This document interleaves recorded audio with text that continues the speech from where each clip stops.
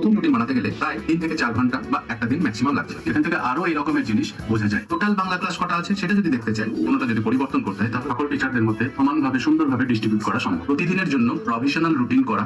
যে কোনো টিচারের স্ট্যাটাস দেখতে গেলে, একটা স্কুলে যে কোনো পরীক্ষা নিতে গেলে এই খাতাগুলো ডিস্ট্রিবিউট করতে হবে টিচারদের মধ্যে। এক্সাম ডিউটিতে কোন কোন টিচার কোন কোন ঘরে ডিউটি দেবে, এই অ্যালটমেন্টটা করতে গেলে স্ক্রিনে দেওয়া নাম্বারে যোগাযোগ করুন। পার্মানেন্ট ডেটা এন্ট্রি বলে যে বাটনটা আছে সেখানে ক্লিক করতে হবে। সায়েন্স বলে যে জায়গাটা আছে সেখানে ডবল ক্লিক করলেই আমরা এখানে দেখতে পাবো। এইভাবে আমরা সব ক্লাসগুলোকে এন্ট্রি করে নেব। ক্লাস এন্ট্রির কাজ শেষ হলে সাবজেক্ট এন্ট্রি হবে। বাংলার 4টে শর্ট ফর্ম দেওয়া আছে, 1, 2, 3, 4টে। সাবজেক্ট এন্ট্রির কাজ শেষ হলে ক্লাস ডিভিশন ইনটু সেকশন, এই কাজটা করতে হবে। আরো অনেক ভিডিও পেতে সাবস্ক্রাইব করে রাখুন। স্ক্রিনে দেওয়া নাম্বারে যোগাযোগ করুন।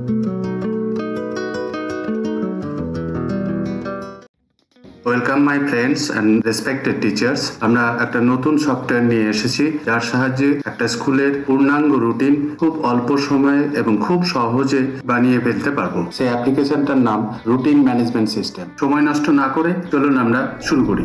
এই অ্যাপের প্রত্যেকটা পার্টকে পুঙ্খানুপুঙ্খভাবে শিখতে গেলে আলাদা আলাদা ভাবে টিউটোরিয়াল ভিডিও ইউটিউবে দেওয়া আছে, আপনারা সেইখান থেকে দেখে নিতে পারবেন। এই ভিডিওতে রুটিন ফরমেশনের পার্ট 1 ক্লাস অ্যান্ড সাবজেক্ট বিষয়ে বলা হয়েছে। ভিডিওটি বড় হলেও স্কিপ না করে সম্পূর্ণ অংশটি দেখুন। রুটিন বানাতে গেলে এই বড় রুটিন বাটনটায় ক্লিক করতে হবে। ক্লিক করলে একটা নতুন বড় উইন্ডো খুলবে। সেখানে দুটি বড় বাটন পাওয়া যাবে, permanent data entry and routine generation. একটা নির্দিষ্ট স্কুলে বেশ কিছু ডেটা থাকে যেগুলো সেই স্কুলের জন্য একদমই নির্দিষ্ট। যেমন আমার স্কুলে কতগুলো ক্লাস আছে, কি কি সেকশন আছে, কি কি সাবজেক্ট অ্যাভেলেবেল আছে, কোন কোন টিচার অ্যাভেলেবেল আছে ইত্যাদি। পার্মানেন্ট ডেটা এন্ট্রি করতে গেলে এখানে এই যে পার্মানেন্ট ডেটা এন্ট্রি বলে যে বাটনটা আছে সেখানে ক্লিক করতে হবে। ক্লিক করলে একটা উইন্ডো খুলবে। সেই উইন্ডোতে দুটো পার্ট পাবো। সেই দুটো পার্টের মধ্যে পার্ট 1 এবং পার্ট 2। পার্ট 1 এর কাজ আগে করব, দেন পার্ট 2। তো আসুন আমরা পার্ট 1 এর কাজ আগে করি। পার্ট 1 এ আমরা যে সব বাটনগুলো দেখতে পাচ্ছি একে একে সব কাজগুলোই করতে হবে। তো প্রথমেই start and delete button click করতে হবে। এটা ক্লিক করলেই একটা মেসেজ আমরা পাবো। এই মেসেজটা বলছে যদি আমরা এর আগে কোনো রুটিন বানিয়ে থাকি তাহলে সেটা বাদ দিয়ে আমরা নতুন একটা রুটিন কি বানাতে চাইছি।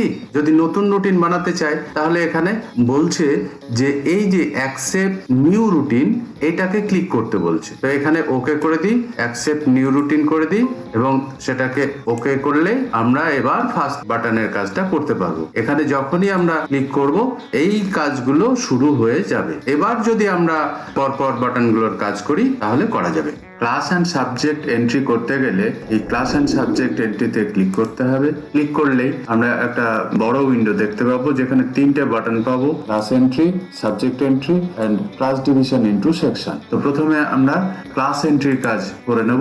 ক্লাস এন্ট্রি করলে মনে রাখতে হবে আমাদের স্কুলে ধরুন ক্লাস 5 থেকে ক্লাস 12 অবধি ইউনিট আছে। তো আমরা প্রথম চেষ্টা করব উঁচু ক্লাস থেকে, মানে ক্লাস 12 কে আগে এন্ট্রি করব, তারপরে 11, তারপরে 10, সবশেষে 6 এবং 5। তো সেইটা করতে গেলে আমাদের ক্লাস 12 এ কটা সেকশন আছে, ধরুন 12 সায়েন্স, 12 আর্টস। ক্লাসের নাম যা দেবেন তাই এখানে টাইপ করতে পারেন, অথবা আমি ভালো সাজেস্ট করব এইখানে যে লিস্ট দেখতে পাচ্ছেন সেখানে ক্লাস 12 সায়েন্স বলে যে জায়গাটা আছে সেখানে ডবল ক্লিক করলেই আমরা এখানে দেখতে পাবো। জাস্ট সাবমিট করুন, 12 আর্টস সাবমিট।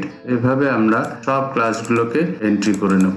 এবার ক্লাস 6 এ এন্ট্রি করতে গেলে আমরা একটা কথা ভাববো যে ক্লাস 6 বা 5 বা নিচু ক্লাসকে যতটা গুরুত্ব দেব তার থেকে অনেক বেশি গুরুত্ব দিয়ে থাকবো উঁচু ক্লাসগুলোকে, 12, 9, 10 ইত্যাদি।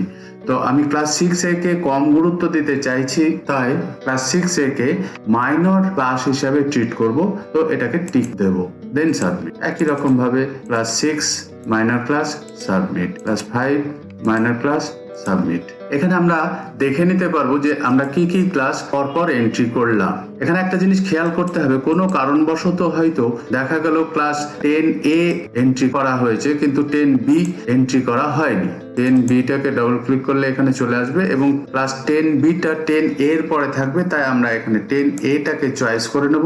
অর্থাৎ 10B submit after the class 10A, then submit. এইভাবে আমরা দেখে নিতে পারবো। দেখুন এখানে 10 এর পরে বি চলে এসছে। আবার কোনো ক্লাসকে যদি ডিলিট করতে হয়, ধরুন ক্লাস 10B কে ডিলিট করব, তো এইখানে আমরা 10B কে সিলেক্ট করব, তাহলে এখানে দেখতে পাবো। তারপরে ডিলিট অপশানে ক্লিক করে একবার রিফ্রেশ করে দিলেই কাজ শেষ। এইভাবে আমরা ক্লাস এন্ট্রির কাজ শেষ করলাম। ক্লাস এন্ট্রির কাজ শেষ হলে সাবজেক্ট এন্ট্রি করতে হবে। সাবজেক্টের এইখানে যা খুশি আমি টাইপ করতে পারি, তবে খেয়াল রাখতে হবে যে একটা সাবজেক্টের নাম, ধরুন পরিবেশ বলে একটা সাবজেক্ট আছে, সেই সাবজেক্টের নামটা শর্ট ফর্মে লিখবো PARI। টাইপ করে জাস্ট সাবমিট করে দিলেই সাবমিট হয়ে যাবে। এটা আপনি দেখতে পারবেন এইখানে যে পরিবেশ।